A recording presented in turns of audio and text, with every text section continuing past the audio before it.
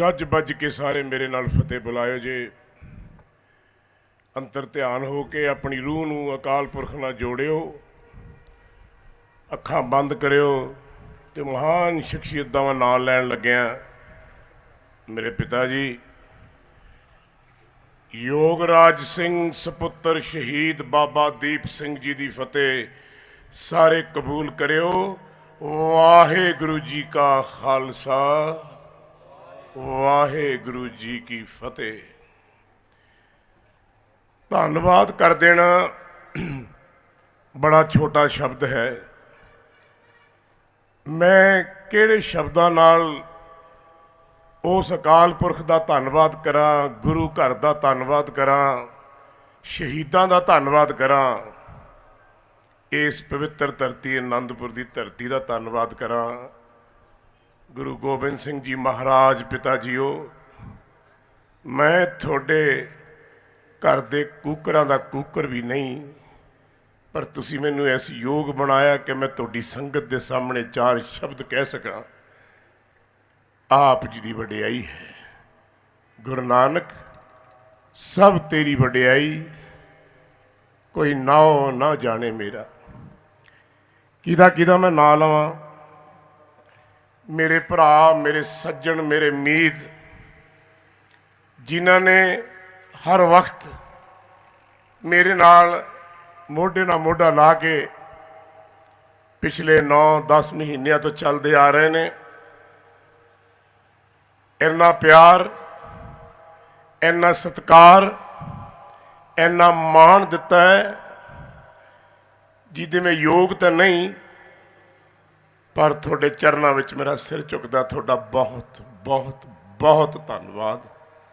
ਤੁਸੀਂ ਇਸ ਗਰੀਬ ਨੂੰ ਇਸ ਯੋਗ ਸਮਝਿਆ ਕਿ ਮੈਂ ਅਕਾਲ ਪੁਰਖ ਦੀ ਸਾਜੀ ਵਾਜੀ ਨਵਾਜੀ, ਇਹ ਜਿਹੜੀ ਜਨਤਾ ਹੈ, ਫੌਜ ਹੈ, ਗੁਰੂ ਦਾ ਲਾਲ, ਗੁਰੂ ਦੇ ਪਿਆਰੇ, ਗੁਰੂ ਦੇ ਸੱਜਣ, ਉਹਨਾਂ ਦੇ ਮੂਹਰੇ ਖੜ ਕੇ ਕੁਝ ਕਹਿ ਸਕਾਂ। ਮੈਂ ਕੁਝ ਨਹੀਂ ਕਰ ਰਿਹਾ, ਸਿਰਫ ਗੁਰੂ ਘਰ ਦਾ ਹੋਕਾ ਦੇ ਰਿਹਾ। ਨਾ ਮੈਂ ਕੋਈ ਲੀਡਰ ਹਾਂ, ਨਾ ਮੈਂ ਕੋਈ ਇਲੈਕਸ਼ਨਾਂ ਲੜਨੀ ਹੈ, ਨਾ ਮੈਨੂੰ ਕੋਈ ਕੁਰਸੀ ਚਾਹੀਦੀ ਹੈ। ਮੈਨੂੰ ਸਿਰਫ ਗੁਰੂ ਘਰ ਟਾਹਲਾ ਸਾਹਿਬ ਤੋਂ ਬਾਬਾ ਦਰਸ਼ਨ ਸਿੰਘ ਜੀ ਨੇ ਥਾਪੜਾ ਦੇ ਕੇ ਤੋਰਿਆ ਔਰ ਕਿਹਾ ਸੀ ਕਿ ਗੁਰੂ ਘਰ ਨੇ ਪੁੱਤਰਾ ਤੇ ਤੋਂ ਬਹੁਤ ਅਜੇ ਸੇਵਾਵਾਂ ਲੈਣੀਆਂ ਨੇ, ਪੰਜਾਬ ਦੀ ਧਰਤੀ ਦਾ ਬੋਝ ਵੀ ਤੈਨੂੰ ਚੱਲਣਾ ਪੈਣਾ। ਮੈਂ ਉਹ ਆਸ਼ੀਰਵਾਦ ਲੈ ਕੇ, ਥਾਪੜਾ ਲੈ ਕੇ ਤੁਹਾਡੇ ਲੋਕਾਂ ਦੇ ਵਿੱਚ ਵਿਚਰਦਾ ਰਿਹਾ। 9-10 ਮਹੀਨੇ ਹੋ ਗਏ। ਮੇਰੇ ਘਰ ਦੇ ਵੀ ਮੈਨੂੰ ਸਵਾਲ ਪੁੱਛਦੇ ਹੈ, ਦੋਸਤ ਵੀ ਸਵਾਲ ਪੁੱਛਦੇ ਹੈ, ਰਿਸ਼ਤੇਦਾਰ ਵੀ ਪੁੱਛਦੇ ਹੈ, ਇਸ ਉਮਰੇ ਤੂੰ ਕਰਦਾ ਕੀ ਫਿਰਦਾ ਹੈ? ਤੈਨੂੰ ਰੱਬ ਨੇ ਸਾਰਾ ਕੁਝ ਦਿੱਤਾ ਹੈ, ਬੜੀ ਸੋਹਣੀ ਤੇਰੀ ਜ਼ਿੰਦਗੀ ਹੈ, ਤੂੰ ਕੀ ਸਿਆਪਾ ਗਲ ਪਾਇਆ ਹੈ? ਮੈਂ ਕਿਹਾ ਸਿਆਪਾ ਨਹੀਂ, ਇਹ ਪੰਜਾਬ ਦੀ ਧਰਤੀ ਦੀ ਉਹ ਖੁਸ਼ਬੂ ਹੈ ਜਿਹੜੀ ਮੇਰੇ ਗੁਰੂਆਂ ਪੀਰਾਂ ਨੇ, ਅਕਾਲ ਪੁਰਖ ਮਹਾਕਾਲ ਨੇ, ਰਿਸ਼ੀਆਂ ਮੁਨੀਆਂ ਨੇ ਸਾਜੀ ਨਵਾਜੀ ਹੈ। ਤੇ ਮੈਂ ਇਸ ਧਰਤੀ ਦਾ ਇੱਕ ਛੋਟਾ ਜਿਹਾ ਜ਼ਰਰਾ, ਔਰ ਉਸ ਜ਼ਰਰੇ ਨੂੰ ਉਸ ਅਕਾਲ ਪੁਰਖ ਨੇ ਐਡਾ ਵੱਡਾ बनाता कि जब तक मैं बिका ना था कोई पूछता ना था, जब तक मैं बिका ना था कोई पूछता ना था। हे अकाल पुरख, तूने खरीद के मुझे अनमोल बना दिया। मेरी की औकात कि मैं कुछ कमा, मेरी की औकात कि मैं थोनू दसा, मावां भैणां नूं धीआं नूं कुछ कमा। मैं तो आप उस गुरु घर के कूकरां दा कूकर आ जिन्हों शायद चंगी तरह भौंकना भी नहीं आता। लेकिन हाँ, इश्क ते प्यार जज्बा मेरे खुदा ने मैनू सुनाया है। और छोटी जी गल मैं थोड़े नाल गुरुआं दी गल करनी है, पीरां दी गल करनी है, ते प्यार दी गल करनी है।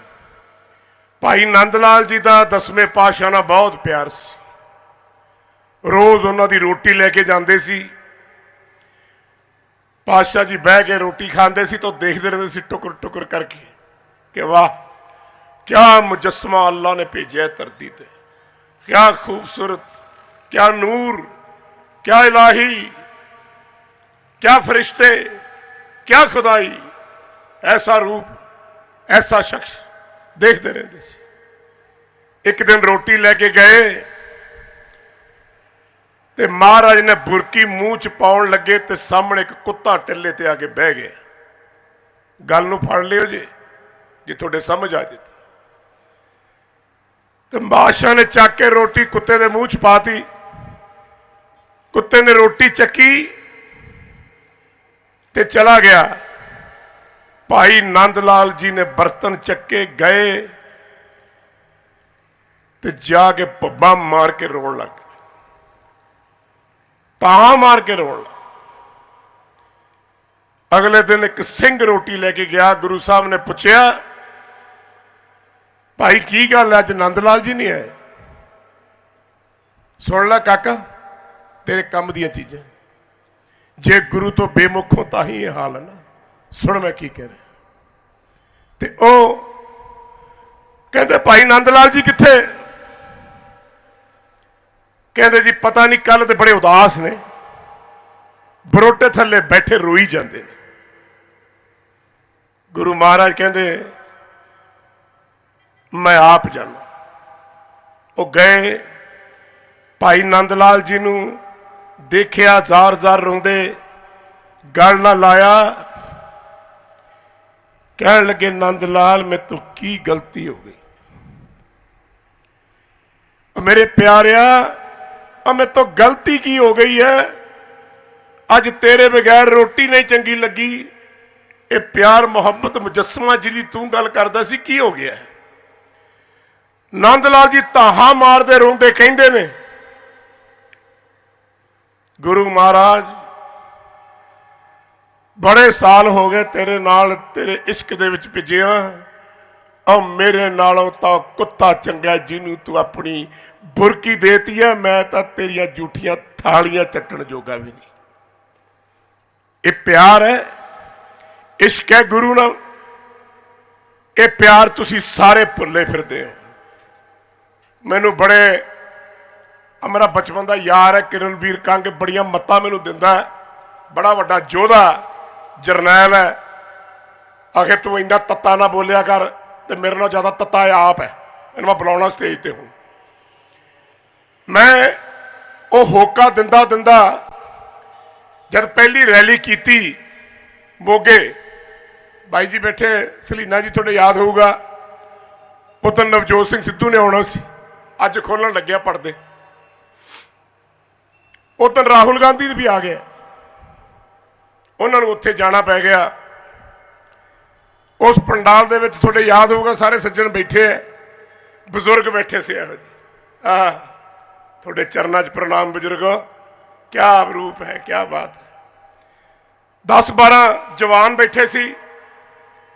चीमा साहब टैलीफोन फड़िया है उन्हों का, तो बोलते बोलते बाहर निकल जाते, कदे अंदर आ जाते, देखते भी बाबा की बोली जाता है।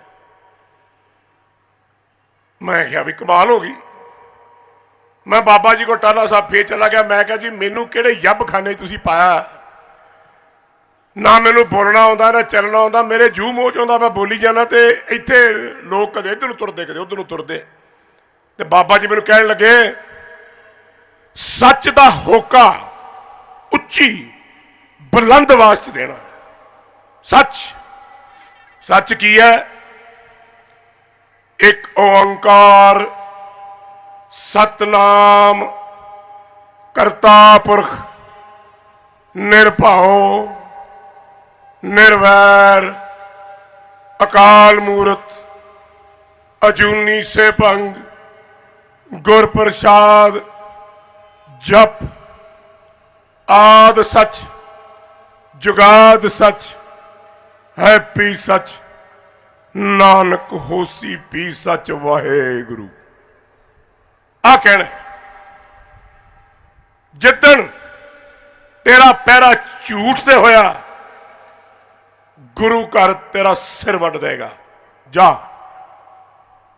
मैं जब नौजवानों को देखता सी तो मेनू ऐ लगता सी भी इन्हों अपना पिछोकड़ याद नहीं, इन्हों पता ही नहीं है कौन ने इन्हां दे बापू दादे परदादे कौन ने कुछ नहीं पता, हिंदुस्तान के इतिहास का नहीं पता। गजनबी कौन सी, तैमूर कौन सी, हुमायूं कौन सी, बाबर कौन सी, औरंगजेब कौन सी, अहमद शाह बदाली कौन सी। मैनू मुंडे पुछदे ये बापू जी कौन सी? मैं कहा हाँ मेरी भूआ दे पुत सी सारे। थोड़ा कसूर नहीं, थोड़िया मावां ने, थोड़े बापू जी ने तुहानू सिखाया ही नहीं कि मां की कुख च बच्चा होवे। माता सुनी, मां की कुख च बच्चा होवे ते की आखे वाहेगुरु। मतलब जोधे पैदा किवें हुंदे, वाहेगुरु वाहेगुरु।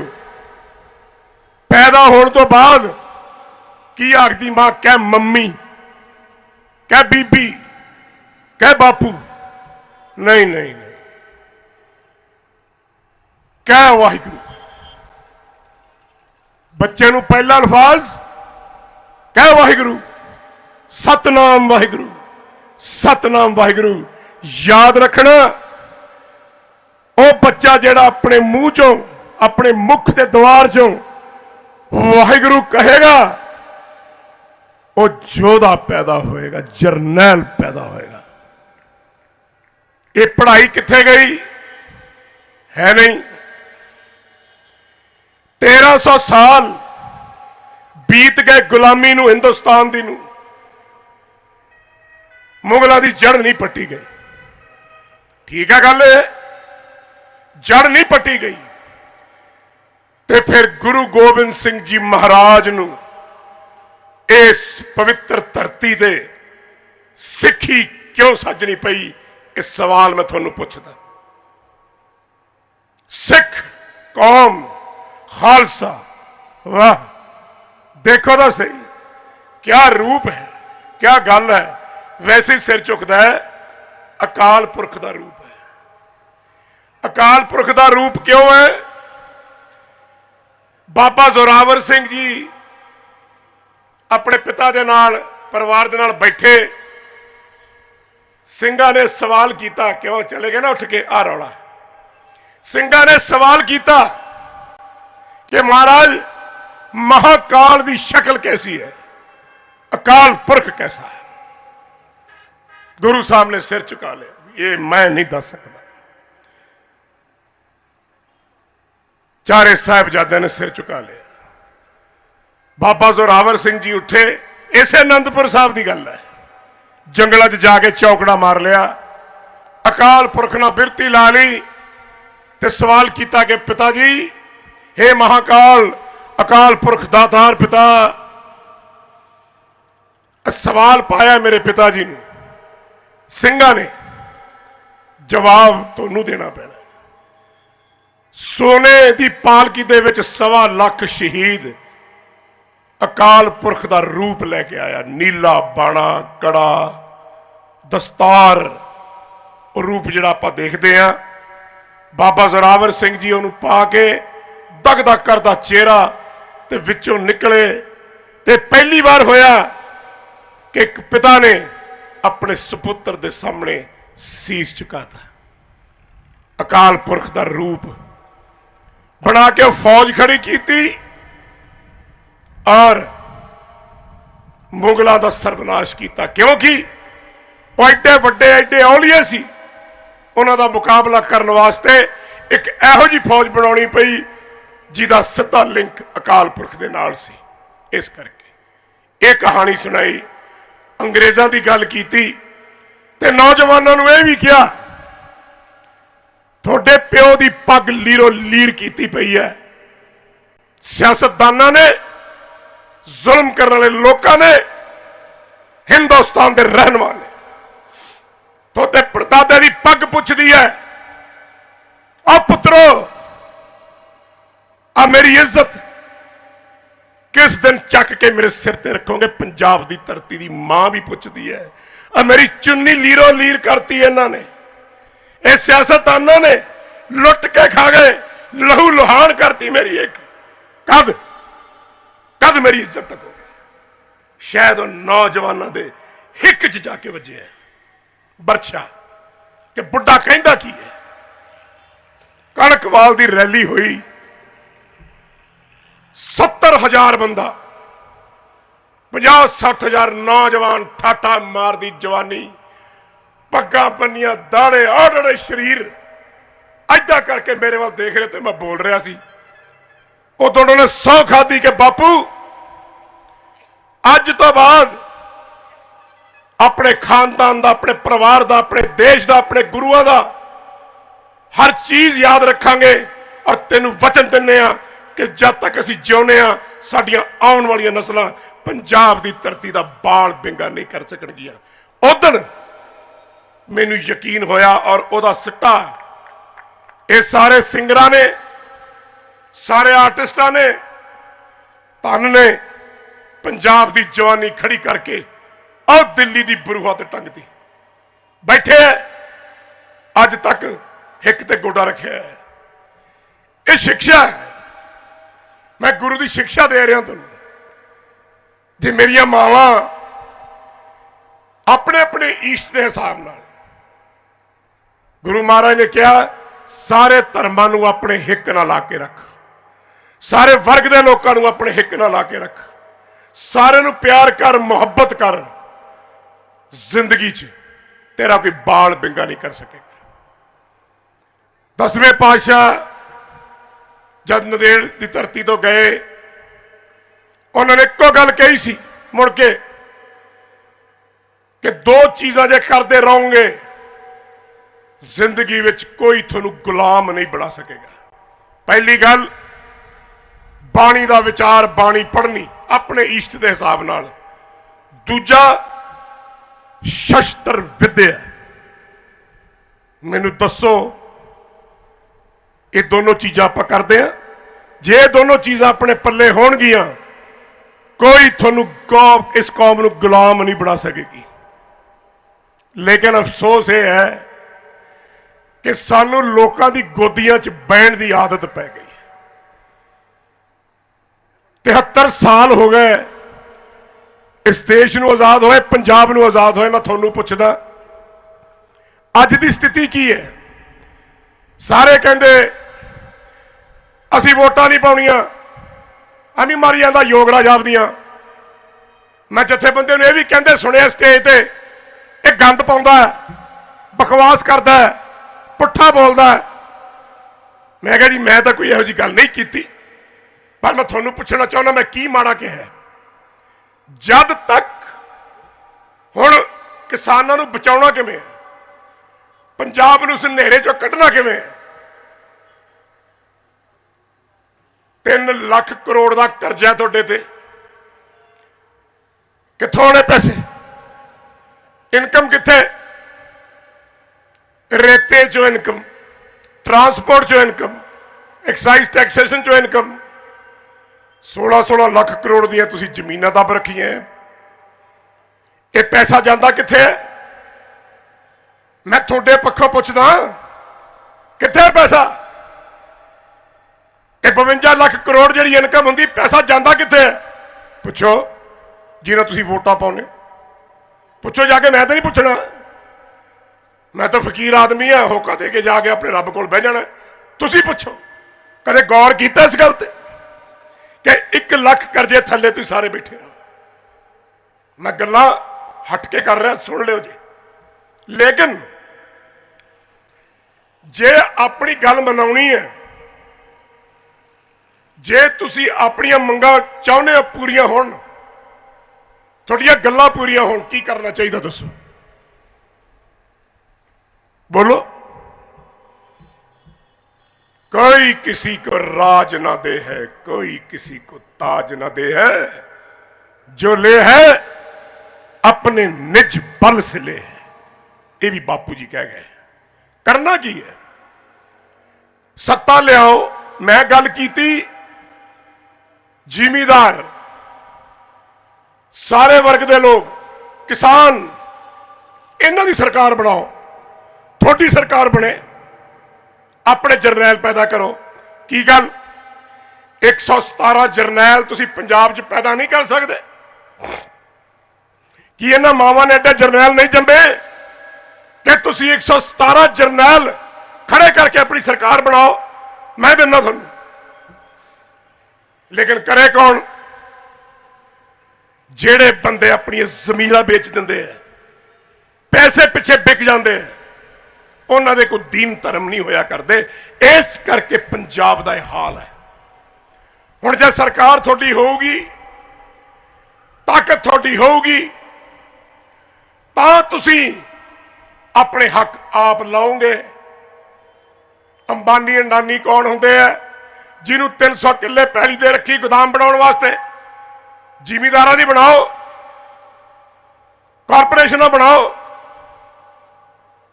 ਔਰ ਉਹਨਾਂ ਦੀ ਜਿਹੜੀ ਫਸਲ ਹੈ ਰੱਖੋ। ਅਸੀਂ ਆਪਣੀ ਫਸਲ ਆਪਣੇ ਰੇਟ ਨਾਲ ਵੇਚਾਂਗੇ। ਕਮਾਲ ਦੀ ਗੱਲ ਇਹ ਹੈ, ਚੀਜ਼ ਮੇਰੀ ਬਣਾਈ ਮੈਂ, ਮਿਹਨਤ ਮੈਂ ਕੀਤੀ, ਤੇ ਉਹਦੀ ਕੀਮਤ ਅਦਾ ਸਰਕਾਰ ਕਰੇਗੀ?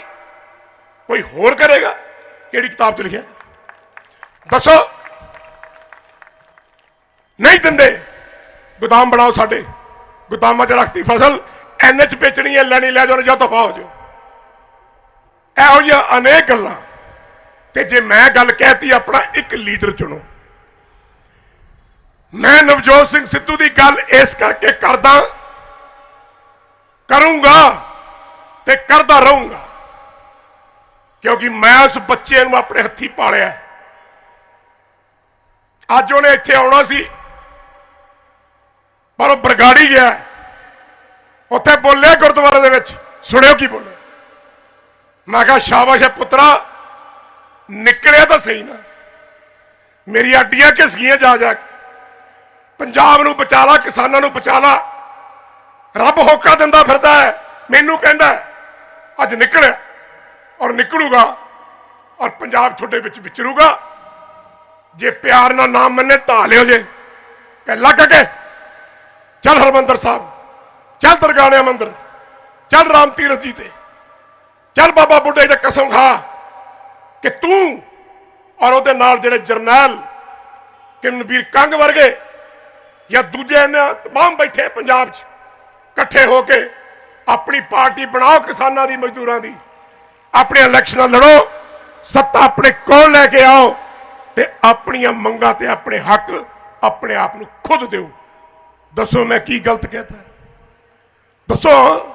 ਮੇਰੇ ਮਗਰ ਪਏ ਤਾਂ ਬੋਲਦਾ ਬੜਾ ਹੈ, ਬੜੀਆਂ ਗੱਲਾਂ ਕਰਦਾ, ਪਰ ਮੈਂ ਕੀ ਗਲਤ ਕਹਿਣਾ? ਮੈਂ ਤਾਂ ਤੁਹਾਡੀ ਗੱਲ ਕਹਿ ਰਿਹਾ। ਮੈਂ ਇਲੈਕਸ਼ਨ ਲੜਨੀ ਹੈ, ਮੈਂ ਲੀਡਰ ਬਣਨਾ। ਜੇ ਮੈਂ ਬਣਨਾ ਹੁੰਦਾ ਹੁਣ ਮੈਂ ਪ੍ਰਧਾਨ ਮੰਤਰੀ ਹੁੰਦਾ, ਕਿਉਂਕਿ ਮੈਂ ਜੰਮਿਆ ਪਲਿਆ ਸਿਆਸਤਦਾਨਾਂ ਦੇ ਵਿੱਚ। ਪਰ ਇਹ ਕਿਹੋ ਜਿਹੇ ਨੇ, ਇਹਦਾ ਮੈਂ ਬਿਆਨ ਨਹੀਂ ਕਰ ਸਕਦਾ, ਕਿਉਂਕਿ ਉਹਦੇ ਵਿੱਚ ਮੇਰੇ ਸਕੇ ਫੁੱਫੜ ਦੀ ਵੀ ਗੱਲ ਆਉਂਦੀ ਹੈ। ਰਿਸ਼ਤੇਦਾਰ ਕਲਪਦੇ ਜਦ ਮੈਂ ਬੋਲਦਾ, ਪਰ ਬੋਲਦਾ ਮੈਂ ਸੱਚ। ਇਸ ਕਰਕੇ ਯਾਦ ਰੱਖਿਓ ਜੀ, ਮੇਰੀ ਗੱਲ ਪੱਲੇ ਬੰਨ ਲਿਓ ਜੀ। ਜੇ ਤੁਸੀਂ ਆਪਣੀ ਸਰਕਾਰ ਨਾ ਬਣਾਈ, ਤੁਸੀਂ ਆਪਣਾ ਲੀਡਰ ਨਹੀਂ ਚੁਣਿਆ, ਔਰ ਬੇਅੰਤ ਸਿੰਘ ਦੇ ਟਾਈਮ ਨੂੰ ਯਾਦ ਰੱਖਿਓ, ਜਦ ਇਹ ਕਿਹਾ ਗਿਆ ਸੀ ਵੋਟਾਂ ਨਹੀਂ ਪਾਉਣੀਆਂ। ਠੀਕ ਹੈ ਕੰਗ ਸਾਹਿਬ, 200 ਵੋਟ ਪੈ ਕੇ ਐਮਐਲਏ ਬਣ ਗਏ। 5 ਸਾਲ ਤੁਹਾਡੇ ਤੇ ਰਾਜ ਕੀਤਾ ਤੇ ਨਾਲੇ ਤੁਹਾਡੇ ਛਿੱਤਰ ਮਾਰੇ। ਵੋਟ ਪਾਉਣੀ ਹੈ, ਆਪਣੇ ਆਪ ਨੂੰ ਪਾਉਣੀ ਹੈ। ਕੰਗ ਸਾਹਿਬ ਮੇਰੀ ਬੇਨਤੀ ਸਟੇਜ ਤੇ ਆਇਓ।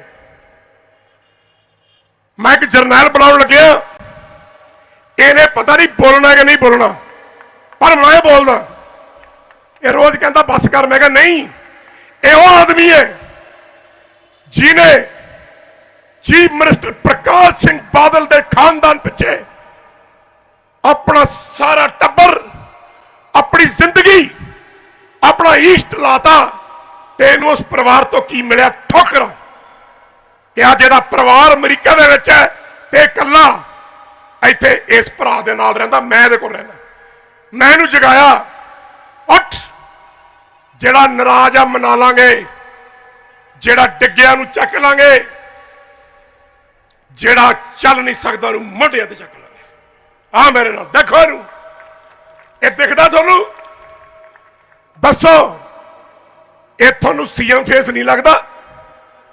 ਨਵਜੋਤ ਸਿੰਘ ਸਿੱਧੂ ਤੁਹਾਨੂੰ ਸੀਐਮ ਫੇਸ ਨਹੀਂ ਲੱਗਦਾ? आ तमाम चीमा साहब वर्गे बैठे ये तुहानू जरनैल नहीं लगते? पैदा करो, इकट्ठे करो, नवी कौम लेके आओ, नवी सोच लेके आओ, अपनी सरकार बनाओ। देखो ना वल, आओ देखो जरनैल बैठे, आ बैठे, आ साडे बुजुर्ग बैठे। क्या बाबा जी मैं गलत कह रहा? लियाओ अपनी सरकार। क्यों बार बार जाके इन्हां दी झोलियां च बहने हो ते मरदे हो ते जलील होंदे हो? जे हुण भी तुसीं ये कीता, मैनू ना जे कहो, भावें जथेबंदियां होण, भावें कोई पार्टी होवे ते भावें कोई होवे लीडर साहिबान, मैनू किसे दी कोई परवाह नहीं। अख च अख पा के गल करनी है, सच बोलना है, ठोक के बोलना है, बेशक वो प्रधानमंत्री क्यों ना होवे। ये मेरे गुरु ने मैनू सिखाया है। इस करके मैं तुहानू कह के चले अज नवी सोच। आ साडे मुलाजम बैठे ने, मैं इन्हां दी गल करनी है। आखा जी रिश्वत बहुत लेंदे, फलाना बहुत करते, और तुसीं इन्हां दी तनख्वाहां 40-40, 50-50 हज़ार कर रखियां। उहदे च परिवार नहीं चलता, ईमान सारा खा चलेगा। ईमान कित्थों चलूगा? तनख्वाहां करो इन्हां दी 2 लाख, 2.5 लाख, 5 लाख, बच्चे मुफ्त पढ़ाओ इन्हां दे, स्कूल मुफ्त पढ़ाओ इन्हां दे, CRPF मिलिटरी इन्हां नूं वड्डा करो, पैसा इन्हां ते खर्चो। मैं तुहानूं लिख के दे देना, एक गंदगी थल्ले नहीं शुरू होंदी, उपरों शुरू होंदी है। सो जे गंदगी मिटाउणी है, पंजाब नूं बचाउणा है, तो मैं होका दे के चलिया, बार बार होका दिंदा रहूंगा।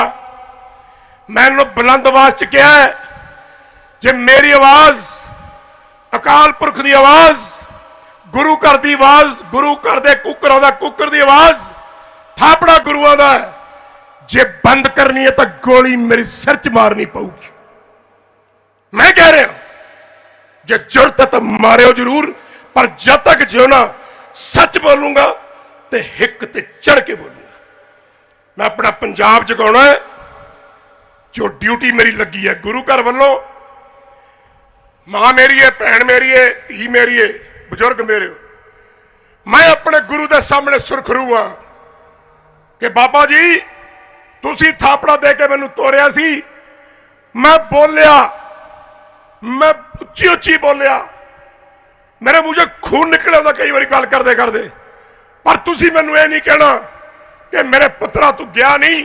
मैं तेरे सामने सुरखरू हाँ, मैं गया जरूर सी और नहीं मनी, ता भी तेरी मर्जी, जे मन ली ता भी तेरी मर्जी। इस करके जाते जाते गल फिर कहना, पंजाब की धरती नूं जिहड़ा समा चल रहा बड़ा भयानक चल रहा, बहुत भयानक चल रहा। ये भी अल्फाज मेरे नहीं, ये अल्फाज गुरु घर दे ने। उस भयानक समय नूं रोकना है, इकट्ठे हो सारे वर्ग के लोग, सारे धर्म के लोग, सारे जेड़ा रूड़ी ढोंदा है उन्होंने भी हिक ना लाओ, जेड़ा रिक्शा चलाउंदा उन्होंने भी हिक ना लाओ, ਉਹਦੇ चो भी बुद्धिजीव है। हरेक नूं जिवें गुरु गोबिंद सिंह जी महाराज ने कहा सी, एक नूर ते सब जग उपजियो, कौन भले को मंदा। एक करो, जागो, संभालो पंजाब नूं। और मैं तुहानूं शर्त ला के कहना, एक नवा सूरज चढ़ेगा जिथे लोग कहणगे भी महाराजा रणजीत सिंह का राज दोबारा आ गया। मैं कंग साहब नूं बेनती करनी है, जे मैं इहदा चिट्ठा खोलता ना तो मैनू लगता बादलों ने आ गए मैनू पूछना, भाई तू ये गल्लां क्यों जानदा, क्योंकि इस भरा ने मैनू रो रो के दस्सिया जो ये नाल होई है। ते जिन्हां ने पुत कहा इनू, वो पुत नूं सूली चढ़ा सकते हैं, तो थोड़ी की ते मेरी की औकात है। कंग साहब 2 मिनट बोलो, 5 मिनट बोलो, आके बोलो जरूर। नवजोत सिंह सिद्धू तो बाद अज एक दूजा चेहरा देना, ਇਹਦਾ नाम किरणबीर सिंह कंग। 1000 औगण होणगे, ਇਹਦੇ ਚ 1000 ਗੱਲਾਂ ਹੋਣਗੀਆਂ ਜਿਹੜੀਆਂ ਬੀਤੀਆਂ ਨੇ, ਜਾਣੇ ਅਣਜਾਣੇ ਚ ਹੋਈਆਂ ਨੇ। ਇਹਨਾਂ ਲੋਕਾਂ ਦੇ ਪਿੱਛੇ ਕੀਤੀਆਂ ਨੇ, ਸਰਕਾਰਾਂ ਦੇ ਪਿੱਛੇ ਕੀਤੀਆਂ ਨੇ। ਇਹਦਾ ਕੋਈ ਕਸੂਰ ਨਹੀਂ, ਕਿਉਂਕਿ ਜੱਟ ਨੂੰ ਨਾ ਦੂਜੇ ਦੇ ਪੰਗਾਂ 'ਚ ਪੈਣ ਦੀ ਬੜੀ ਆਦਤ ਹੁੰਦੀ ਹੈ, ਇਸ ਕਰਕੇ ਦੁੱਖ ਭੋਗਦਾ। ਪਰ ਫਿਰ ਵੀ ਜੋ ਬੰਦਾ ਗੁਜ਼ਰਿਆ ਉਹ ਇੱਥੇ ਆ ਕੇ ਕਾਂਗ ਸਾਹਿਬ ਬੋਲੋ, ਲੋਕਾਂ ਨੂੰ ਦੱਸੋ।